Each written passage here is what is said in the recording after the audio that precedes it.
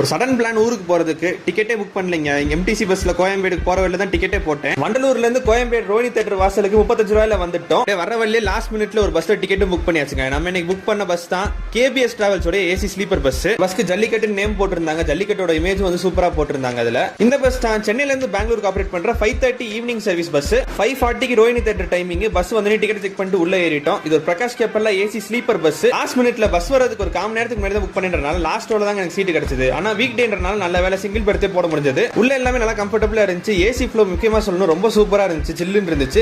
Summer season மே மாசத்துல AC மஸ்ட்ங்க. And last மினிட்ல நான் புக் பண்ணப்ப இந்த ஸ்லீப்பர் பெர்த்துக்கான பிரைஸ் எவ்வளவுன்னு பாத்தீங்கன்னா 630 ரூபாய். ஈவினிங் காலேஜ் முடிஞ்சதுக்கு அப்புறமா ஆபீஸ் முடிஞ்சதுக்கு அப்புறமா சென்னையில இருந்து கிளம்பி லேட் நைட் மிட் நைட்ல பெங்களூர் போய் ரீச் ஆகணும்னு நினைக்கிறவங்களுக்கு நல்ல ஒரு பஸ் ஆப்ஷனா இருக்கும். நைட் 9:15 வேலூர்ல ஒரு டின்னர் ஸ்டாப் நிப்பாட்டினாங்க. அண்ட் தென் மிட் நைட் 12:30 மணிக்கு நம்ம ஒசூர்ல வந்து டிராப் பண்ணிட்டாங்க. நல்ல ஒரு பஸ் ஜர்னியாவே அமைஞ்சது. நீங்க ரெகுலரா எந்த பஸ்ல டிராவல் பண்ணுவீங்க அப்படின்றத கமெண்ட்ல சொல்லுங்க. நம்ம சேனல் புதுசா சப்ஸ்கிரைப் பண்ணிக்கோங்க. நன்றி.